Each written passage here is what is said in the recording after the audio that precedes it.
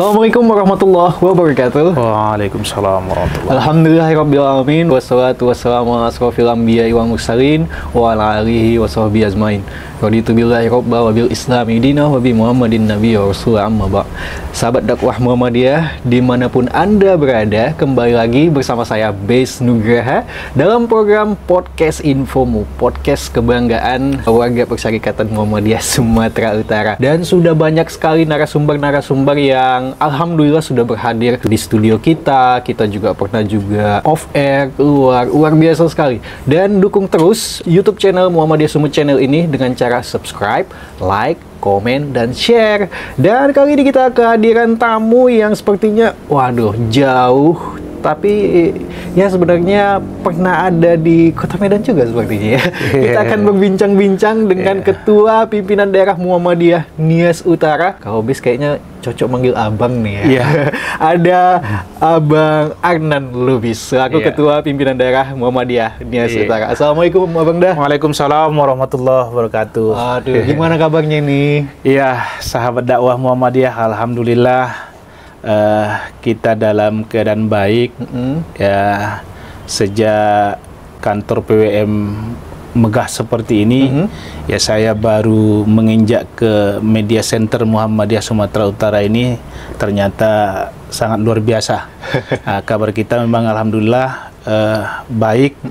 Ya, kita saat sekarang ini memang karena ada tugas kemari sehingga bisa berkesempatan juga untuk datang di pimpinan wilayah Muhammadiyah ini. Okay. Sudah berapa hari di Medan? Baru 2 hari. Besok sudah pulang. Kita besok tidak boleh juga lama-lama di sini. Takutnya tinggal di sini nanti. Iya, khawatir mengulang kisah yang lalu. Banyak tugas-tugas di sana ya, Bang. Iya. Tapi kalau selain berkunjung ke MPI di PWM ini ada agenda apa nih, Bang? Kita kebetulan ada kemarin undangan dari Kanwil Kementerian Agama Provinsi Sumatera Utara terkait dengan kegiatan yang dilaksanakan di Grand Mercure. Dan alhamdulillah hari ini kosong, ya kita lakukan berkunjung kemari. Oke. Tapi kan sahabat dakwah Muhammadiyah kalau udah mendengar Lubis Marga ya kan. Tapi kenapa menjadi Ketua PDM Nias Utara ini? Terdampak. Seperti apa ceritanya nih? Iya, kita memang dulunya tahun 2006 kita masuk ke Nias. Artinya sudah hampir menjelang 18 tahun lah kita di Nias. Ya mungkin postur kita pun sudah mirip orang Nias juga. Ya, saya ke Nias dulu itu melalui NGO lokal namanya Pusat Kajian dan Perlindungan Anak tahun 2006. Kebetulan kita ditempatkan di Lahewa pertama kalinya di Nias Utara pasca gempa. Jadi kita ke sana ke Nias itu sebelum masuk di Kementerian Agama itu yang melalui misi sosial. Nah, kita membuat kegiatan Children Center untuk anak-anak yang trauma karena gempa, dan kemudian membiasakan melatih membaca bagi anak-anak yang tidak bisa membaca dan putus sekolah. Nah, itu dulunya kita ke Nias itu tahun 2006. Setelah 2006 kita dipindahkan di Gunung Sitoli tahun 2007 ya, tahun 2007 sebagai koordinator Children Center Pusat Kajian Perlindungan Anak di Gunung Sitoli. Sekitar 6 bulan setelah itu menjadi Assistant Manager Pusat Kajian Perlindungan Anak di Nias Selatan. Nah, jadi kita sudah melanglang buana lah di Nias sejak dari tahun 2006. Tahun 2008 itu ada tes CPNS di Kementerian Agama di Nias Selatan. Nah, iseng-iseng berhadiah. Iseng-iseng berhadiah. Jadi lulus ternyata. 9 bulan baru keluar SK. Nah, jadi ada kawan saya kemarin yang lulus sama. Ketika menerima SK lahirlah anaknya. Nah, jadi selama 9 bulan itu tentu berproses ya. Jadi ya kita kemarin itu berhenti dari PKPA, Ya sekarang kita menggeluti menjadi abdi negara ya. Di Kementerian Agama. Dan sampai sekarang? Ya sampai sekarang. Sampai sekarang. Aduh, 18 tahun perjalanan. Ya sudah 18 tahun perjalanan. Itu ketika berpindah itu, apakah sudah menikah pada saat itu? Ke Nias itu masih belum, masih lajang, tulen, masih lajang tulen. Makanya memang kalau kita pikir-pikir sekarang kita ke sana itu menjemput jodoh, menjemput rezeki, semuanya sudah include lah di dalamnya kan. Alhamdulillah lah. Berarti kalau untuk bahasa Niasnya udah lancar ya, Pak? Maifu. Sedikit Noah. Bisa juga ternyata. Oke, Bang Agnan Lubis kan tokoh muda persyarikatan juga. Iya. Ya kan, birokrat di Kementerian Agama di Nias Utara. Nah, bagaimana membangun Muhammadiyah selaku abang di sana itu? Ya, dulunya saya kan dari 2009 kan di Nias Selatan. Sebelumnya kan belum pernah ada pimpinan daerah Muhammadiyah di Nias Selatan, pemuda Muhammadiyah juga belum ada. Waktu itu saya diamanahkan oleh Ketua Pimpinan Wilayah Pemuda Muhammadiyah masa itu Bang Anas Azhar bersama Bang Hasrat selaku sekretaris menjadi Ketua Umum Pimpinan Daerah Pemuda Muhammadiyah Nias Selatan. Jadi saya sekitar 2 tahun menjadi Ketua Pemuda di sana. Saya berpikir kenapa harus pemuda yang harus dikembangkan, kenapa tidak Muhammadiyah. Makanya di Nias Selatan itu saya bentuk Muhammadiyah. Ya, Nias Selatan, bahkan komunikasi dengan pimpinan daerah yang lain juga termasuk Nias waktu itu. Kalau Gunung Sitoli itu kan masih belum ada. Di tahun 2014-15 itu kalau tidak salah itu barulah dilakukan pemekaran Muhammadiyah di Kepulauan Nias. Kalau dulu itu hanya cuman yang ada itu pimpinan daerah Muhammadiyah Kabupaten Nias saja. Kabupaten Nias saja ya. Tahun 2015 dimekarkan, dimusyawarahkan di sana sehingga dimekarkanlah pimpinan daerah Muhammadiyah Nias Selatan, pimpinan daerah Muhammadiyah Nias Barat, Kota Gunung Sitoli dan juga Nias Utara. Sayalah yang diamanahkan untuk mengemban pembentukan kepengurusan pimpinan daerah Muhammadiyah Nias Selatan itu. Sekitar 6 bulan setelah itu pada tahun 2016 saya dipindah tugaskan. Dipindah tugaskan dari Kementerian Agama Nias Selatan pindah ke Nias Utara. Kebetulan pemekaran Kementerian Agama di Nias Utara itu. Jadi saya dapat promosi di Nias Utara itu menjadi penyelenggara pendidikan haji dan bimas Islam di kantor Kementerian Agama Kabupaten Nias Utara. Ya tentunya hubungan dengan Nias Selatan itu sudah jarang dilakukan. Ya sehingga sampai hari ini belum pernah dilakukan musyawarah daerah pimpinan daerah Muhammadiyah Nias Selatan itu. Dan kemudian saya ketika musda Muhammadiyah di Nias Utara kemarin itu tahun 2023 ya. Saya diamanahkan pula menjadi ketua pimpinan daerah Muhammadiyah Nias Utara. Alhamdulillah inilah sekarang yang sedang kita geluti di perserikatan ini.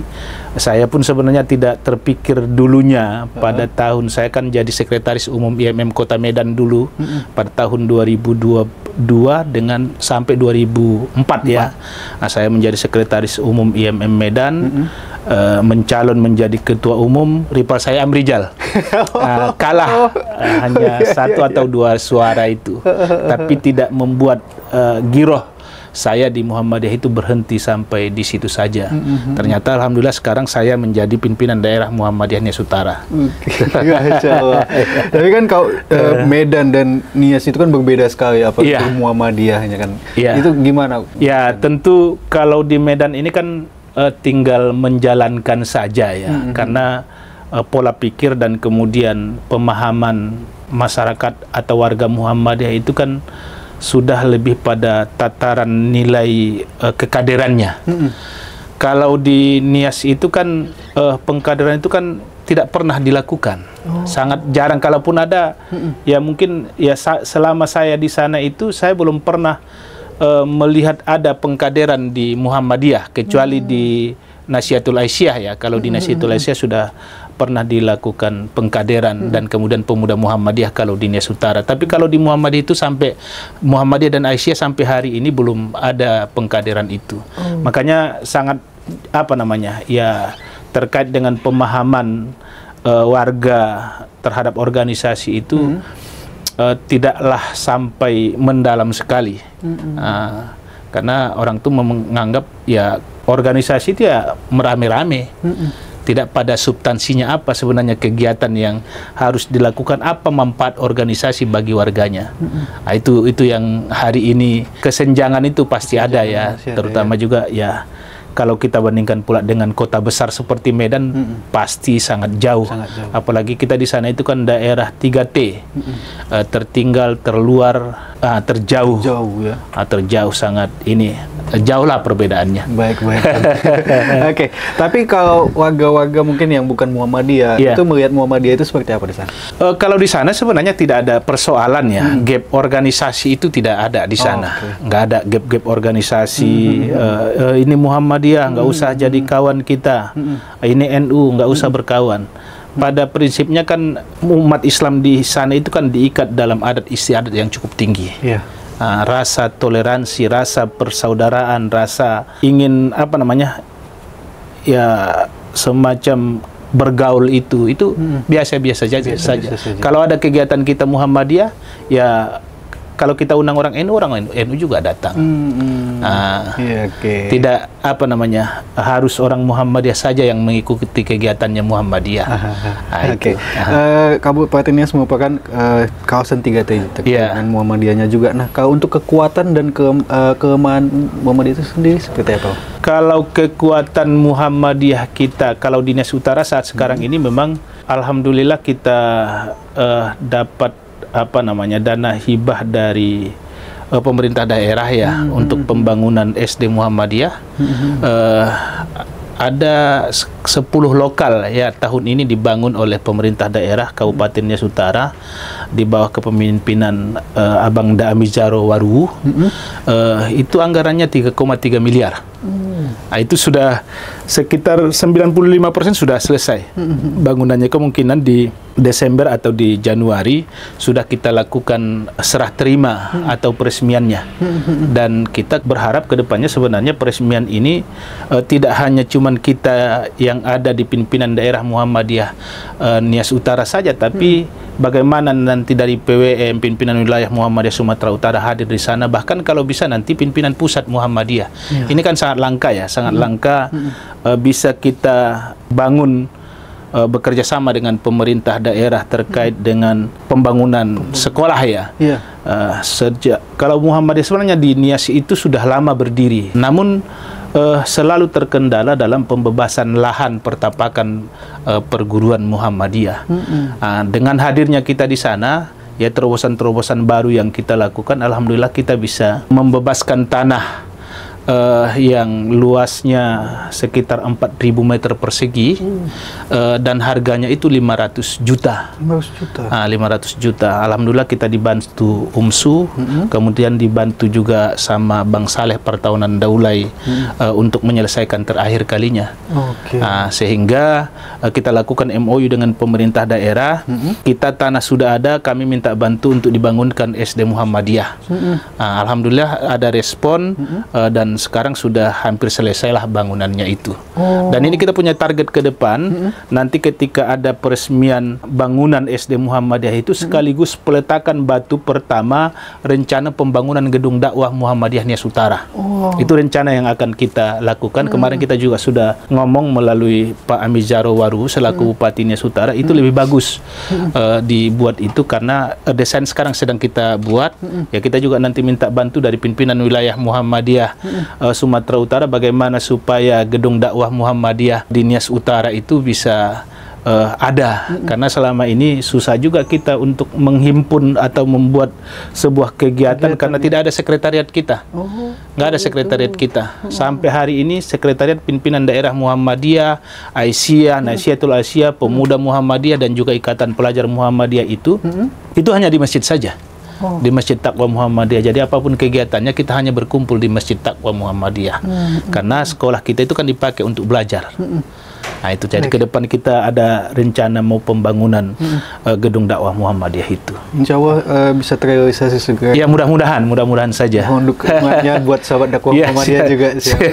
Bang Nan, kita tahan dulu perbincangan kita. Siap, ya. Kita break sejenak dulu. Oke, siap. Buat sahabat dakwah Muhammadiyah, jangan kemana-mana dulu. Kita masih banyak akan mengulik bagaimana pimpinan daerah Muhammadiyah Nias Utara bersama ketuanya langsung, Bang Arnan Lubis. Jadi jangan kemana-mana dulu, kita break sejenak.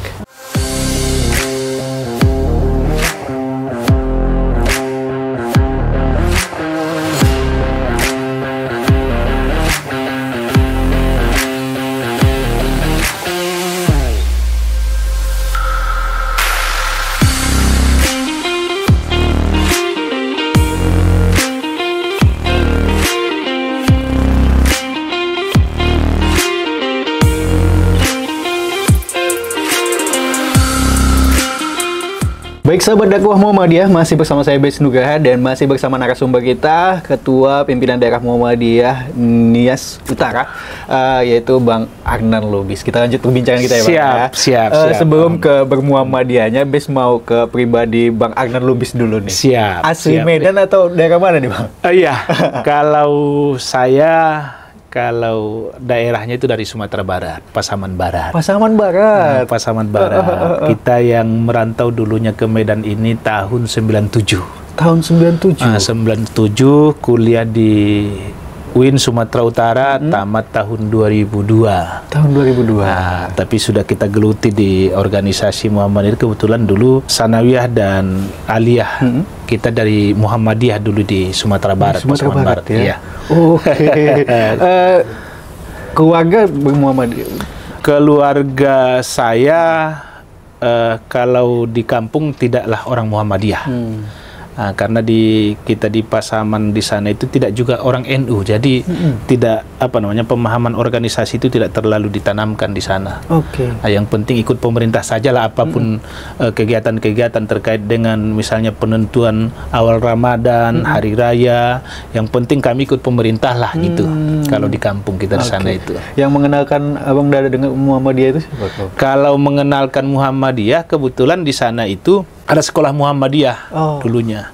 Ada Madrasah Sanawiyah Muhammadiyah dan kemudian ada Madrasah Aliyah. Dan itu dulu lumayan bagus di sana. Jadi kita diarahkan orang tua untuk masuk di situ. Dari Pasaman Barat terus ke Medan, ke Nias. Iya. Ada rencana balik ke Pasaman lagi? Iya, kalau rencana sebenarnya ya pasti ada lah. Namanya tanah kelahiran kita ya. Tapi kan saya sudah di Kementerian Agama. Kementerian Agama itu kan sebenarnya bisa saja mau di mana saja pun, karena kita kan instansi pusat. Nah, boleh saja misalnya kan mana tahu ada rezeki nanti akan pindah ke Pasaman Barat, mana tahu dipercayakan menjadi kepala kantor Kementerian Agama Pasaman Barat, pasti juga kita lebih pingin ke sana sehingga dekat dengan orang tua. Kebetulan masih ada orang tua yang perempuan. Mudah-mudahan mudah-mudahan karirnya semakin meroket lah. Amin. Di Nias, tepatnya di Nias Utara. Di Nias sudah 18 tahun ya. Terkait dengan karirnya Bang, itu perjalanannya itu seperti apa selama 18 tahun itu? Iya, 18 tahun itu kalau kita pikir-pikir kan itu bukan waktu yang sebentar ya. Bukan waktu yang sedikit. Ya, dulunya di PKPA dari 2006 ke 2008, 2009 masuk Kementerian Agama, di Nias Selatan selama 8 tahun, dan di Nias Utara sekarang sudah menjelang 8 tahun juga, di Kementerian Agama. Dan ini dipindahkan di Nias. Artinya kan sudah cukup membaur lah. Terkait dengan Muhammadiyah lagi, mungkin banyak yang bertanya-tanya terkait dengan Nias itu seperti apa, mungkin stigma-stigma negatif lah yang mungkin diterima oleh masyarakat. Sebenarnya di Nias itu seperti apa sih kerukunan umat beragamanya Bang? Iya, Kita juga dulu ketika tahun 2006 masuk ke Nias itu, kalau kita lihat di peta kan sangat jauh ya. Dan bahkan ada yang bilang tidak masuk peta. Namun ternyata ketika kita ke sana, dibilang orang nggak ada Muslim di sana segala macam, nyatanya ada Muslim di sana. Bahkan ya di Gunung Sitoli itu sudah cukup lumayan banyak ya warga Muslim, bahkan sudah sampai 20-25% ya. Berbeda dengan di Nias Utara yang kalau kalkulasi hitungan statistiknya itu hanya cuma sekitar 5% saja. Di Nias Barat sekitar 2% atau 3%, dan juga Nias. Nias Selatan sekitar 5% juga. Ya kalau stigma kita pertama ke sana itu, ini jangan-jangan saya menceburkan diri ke Nias ini sekaligus ya mungkin kita tidak bisa balik lagi. Gitu kadang-kadang pemikiran kita dulunya itu kan stigma negatif saja. Tapi ternyata ketika kita sudah sampai di sana, kita bergaul dengan masyarakat di sana itu ya alhamdulillah sama saja. Sama saja, hanya mungkin ya jarak saja kan dari Medan ke Nias itu dulunya kan tidak ada pesawat. Kalau sekarang ya sudah 1 jam sudah sampai dari Medan ke Nias. Itu yang penting ada plusnya kan, ada uangnya. Jadi masyarakat di sana itu ya saat sekarang ini sudah membaur lah, tidak ada lagi ini kan kamu ini kan bukan orang sini. Kita tidak bisa berkawan segala macam, tidak seperti itu. Ya, kita kan punya prinsip juga ketika datang ke sana itu kan, di mana bumi dipijak di situ langit dijunjung. Artinya kan kita juga tidak memunculkan ego kita, oh saya orang Medan, orang Batak, Marga Lubis segala macam, punya kekuatan ini segala macam, tidak seperti itu kan. Kita ya kalau masuk ke rumah orang ya kita kan sifatnya tamu. Tidak pula bisa kita merajai, harus jadi apa namanya ya kita penguasa di rumah itu, tidak juga boleh seperti itu gitu Bang. Baik, ternyata bisa. Dan ternyata kalau di Nias itu keindahan alamnya luar biasa ya Bang? Oh sangat luar biasa.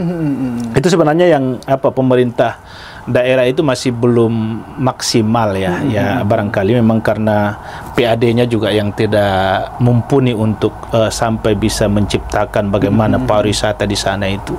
Kalau di Nias Utara itu kan ada tempat pemandian yang cukup bagus, air lautnya bening, kadar garamnya tinggi sehingga kita bisa terapung di situ. Dan itu sangat luar biasa sebenarnya kalau dikelola itu tempat wisata itu. Kalau dibilang orang sekarang kan macam laut mati. Kita bisa mengapung di situ. Itu cantik. Setelah gempa itu yang dulunya itu kan air laut tinggi itu nggak bisa kita jejaki, tapi setelah gempa itu ternyata itu menjadi objek wisata yang sangat luar biasa. Bisa berarti bisa menjadi referensi juga kalau misalnya muktamar nanti.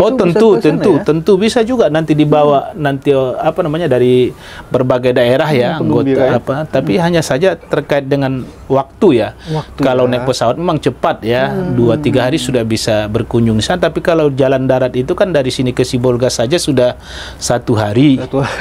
Naik kapal itu 1 malam. Jadi terlalu jauh kalau ini. Tapi kalau tempat wisatanya kalau dikelola itu sebenarnya kalah Bali Bang. Kalah ya? Kalah pasti. Kalah Bali kalau dikelola dengan bagus kan. Tapi ya mungkin ya donatur yang tidak terlalu ini ya, masih belum melirik ke sana. Masih belum melirik ke sana. Kita kembali lagi ke bermuhammadiyahnya Bang. Jadi Bang Biam pun kaderisasi itu pun sepertinya belum pernah kalau untuk memiliki Nahdlatul Ulama pernah ya? Ya kalau Muhammadiyah, setahu saya masih belum pernah dilaksanakan di sana Baitul Arqam itu. Makanya kita sekarang sedang menggagas program Baitul Arqam. Insya Allah tanggal 25 sampai tanggal 28 Oktober ini kita akan melaksanakan Baitul Arqam. Dan ini adalah merupakan rangkaian beberapa kegiatan sebelumnya. Nanti endingnya, pusatnya itu kita akan lakukan gebiar milad Milad Muhammadiyah dan menjelang Muktamar Muhammadiyah tahun 2027 yang akan datang. Kebetulan kita sudah membuat berbagai kegiatan sebelumnya. Kita ada beberapa perlombaan untuk tingkat anak-anak dan kemudian kemarin lomba marsnya Muhammadiyah dan Ortom. Ini sangat luar biasa. Yang pesertanya bukan anak-anak, tapi orang tua. Nah, orang tua yang ikut ya Muhammadiyah, pimpinan daerah Muhammadiyah membuat satu grup yang akan dilakukannya itu pertama lagu Mars Muhammadiyahnya.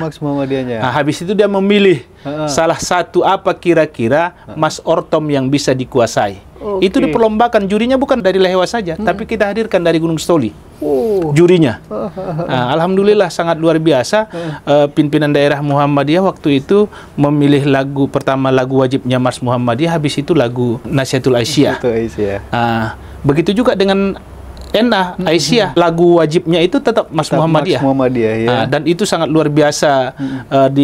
Apa tujuan kita buat kegiatan itu? Di samping memang kita lihat bahwa lagu Muhammadiyah itu kan dinyanyikan ketika ada acara seremoni saja. Tidak semua warga Muhammadiyah itu paham dan tahu bagaimana menyanyikan lagu Mars Muhammadiyah itu. Jadi dengan adanya lagu Mars Muhammadiyah perlombaan ini, tidak hanya cuman orang tua yang ikut lomba saja yang bisa menyanyikan lagu Mars Muhammadiyah itu, tapi juga anak-anak di rumah. Kenapa? Karena orang tua sambil memasak, dia nyanyikan Mars Muhammadiyah, latihan di situ. Sehingga anak-anak juga ikut. Apalagi di rap-rap di Mars Muhammadiyah itu kan gitu. Nah, ini apanya? Jadi rencana kita tanggal 25 sampai tanggal 27 itu kan Baitul Arqam. Baitul Arqam, nanti di November baru kita buat gebiar Milad Muhammadiyahnya, karena kebetulan kan tanggal 18 November kan ulang tahunnya Muhammadiyah. Jadi itulah nanti rencana kita buatlah semacam gebiar akbarnya kegiatan-kegiatan yang sudah kita lakukan beberapa minggu yang lalu ini. Bakal nanti ada Baitul Arqam, walaupun itu belum terlaksana, tapi untuk kader-kader mudanya itu terus bertambah. Ini kan masih Baitul Arqam pimpinan ya. Baitul Arqam pimpinan ini jadi seluruh pimpinan organisasi Muhammadiyah, Aisyah, Nasihatul Aisyah, Pemuda Muhammadiyah, dan kemudian IPM-nya nanti yang akan di kader itu. Kalau bibit-bibit sudah luar biasa kalau di Nias Utara sebagai pelopor pelangsung amal usaha Muhammadiyah ke depannya itu. Kalau sudah di kader ini, nanti kita akan buat juga kader secara jenjang Ortom. Pemuda kemarin sudah melaksanakan pengkaderan, yang belum itu kalau tidak salah Nasihatul Aisyah, kemudian Ikatan Pelajar Muhammadiyah. Itu kita terus nanti semarakkan ini bagaimana jiwa kekaderan warga Perserikatan Muhammadiyah itu betul-betul merasa memiliki terhadap organisasi ini. Itu yang akan kita rencanakan ke depannya. Tadi kita sempat berbicara terkait dengan pembangunan sekolah. Kalau amal-amal usaha yang kuat itu seperti apa di sana? Sahabat dakwah Muhammadiyah, kalau amal usaha di Nias Utara itu sebenarnya sangat terbatas, sangat sedikit ya. Yang ada itu hanya 2 TK Aba kita. Ada di Kecamatan Lahewa 1 TK Aba, kemudian ada di Kecamatan Sawo. Ini jarak tempuhnya juga lumayan jauh, ini ada sekitar 40 sampai 50 km jaraknya ini. Untuk MDTA itu ada 2. Ada di Desa Sipahandok Kecamatan Sawo, dan kemudian ada juga khusus di Kecamatan Sawonya ini. Itu yang kemudian ada 1 Miss Muhammadiyah, ada SD Muhammadiyah. Itulah amal usaha Muhammadiyah kita. Hingga hari ini nggak ada yang lain, tapi kita punya program kedepannya bagaimana ada SMP atau MTS Muhammadiyah, ada SMA dan aliyah ke depannya itu. Sehingga bisa menampung untuk tamatan SD Miss Muhammadiyah ini. Setelah itu kemana orang itu? Jadi bisa kita buat nanti ke depan ada SMP, ada aliyah atau SMA Muhammadiyah di sana. Nah, biar tertampung juga kader-kader kita ini dari awal kan sudah dilatih ini. Anak-anak kita itu kan terkait dengan ibadahnya, bagaimana tata cara sholatnya, Muhammadiyah itu kan sudah diatur sesuai dengan majelis tarjihnya Muhammadiyah kan gitu. Tapi Pak, intinya Muhammadiyah di Nias pun terus berkembang ya. Ya, terus berkembang di Nias, terutama di Nias Utara. Ya, kita memang galakkan itu. Kita berharap ada juga nanti semacam apa namanya, ya, dari Majelis Cabang dan Ranting Muhammadiyah Provinsi Sumatera Utara ini kan seharusnya juga fokus ke sana terkait dengan pembinaan-pembinaan ya. Karena di sana itu terkait dengan pembinaan cabang dan ranting itu kurang. Apalagi di Nias Barat dan juga di Nias Selatan.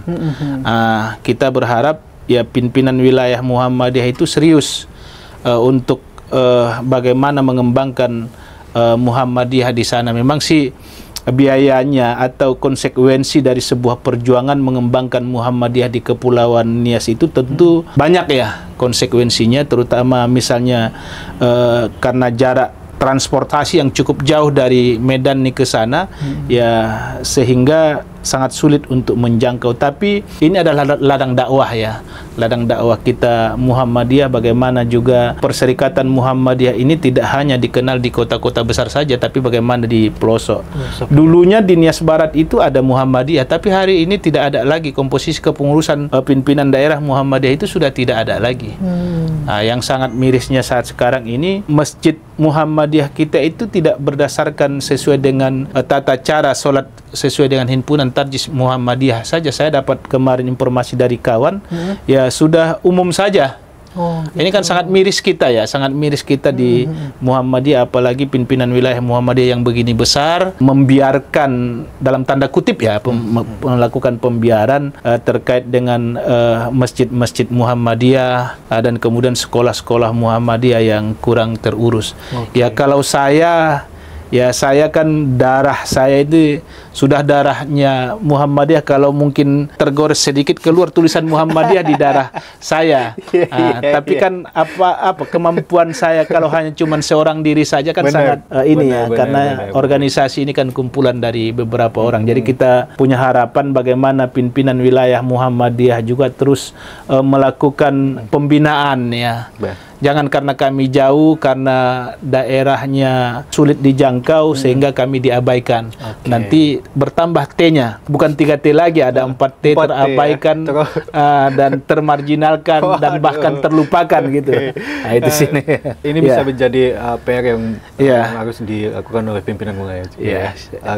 Aspirasi-aspirasi dari daerah, mungkin ini bisa menjadi masukan-masukan juga untuk membangun bagaimana Muhammadiyah itu lebih berkemajuan lagi, bukan hanya di pusat tapi di daerah-daerah terpencil juga 3T ya. Oke, mungkin di akhir perbincangan kita ya kan, tadi kayaknya udah ada keluh kesahnya juga disampaikan ya kan. Mungkin semangat yang ingin disampaikan dalam bermuhammadiyah, mungkin yang ingin disampaikan kepada sahabat dakwah Muhammadiyah, Bang. Iya, sahabat dakwah Muhammadiyah, kita bermuhammadiyah itu bukan hanya cuman di sisa waktu kegiatan-kegiatan kita, tapi memang harus kita buat waktu yang banyak untuk Muhammadiyah ini, karena Muhammadiyah ini harus kita kembangkan, harus kita majukan, karena Muhammadiyah merupakan naungan kita sebagai organisasi dan warga perserikatan ini, Bang. Itulah itu kira-kira. Sahabat dakwah Muhammadiyah, itu dia perbincangan base bersama dengan Abang Da Arnan Lubis, selaku Ketua Pimpinan Daerah Muhammadiyah Nias Utara. Insya Allah besok balik ya, Bang? Ya, besok saya sudah balik ke Nias. Melanjutkan aktivitas lagi di sana. Ya. Karena kita tanggung jawab negara sudah menunggu di sana. Sukses terus untuk Abang Da. Mudah-mudahan dimanapun berada bisa terus memberikan manfaat bagi masyarakat luas. Amin. Terima kasih atas waktunya. Semoga mohon doanya. Semoga Muhammadiyah di Nias Utara, umumnya di Kepulauan Nias, bisa berjalan dengan baik. Dan mudah-mudahan ada kerjasama yang bisa dilakukan, walaupun mungkin kita berjarak jauh. Mudah-mudahan wilayah tidak lupa ke kita di Kepulauan Nias. Baik sahabat dakwah Muhammadiyah, itu dia perbincangan BIS bersama dengan Abang Daang dan Lubis selaku Ketua Pimpinan Daerah Muhammadiyah Nias Utara. Banyak sekali hal-hal yang kita dapatkan seperti apa bermuhammadiyah di sana, dan mudah-mudahan ya semangat warga persyarikatan di sana terus bergelora, dan ini menjadi PR juga bagaimana pimpinan wilayah, pimpinan pusat itu ya lebih memperhatikan lagi ya untuk kawasan-kawasan yang mungkin 3T, terpencil, terjauh, mungkin ya termarginalkan seperti terabaikan ya. Terabaikan. Jangan sampai itu terjadi. Insya Allah Muhammadiyah terus berkembang, lebih maju, dan warga persyarikatannya terus berbahagia. Amin. Amin. Kini saatnya saya Wisnugraha pamit undur diri. Wassalamualaikum warahmatullahi wabarakatuh. Waalaikumsalam warahmatullahi wabarakatuh.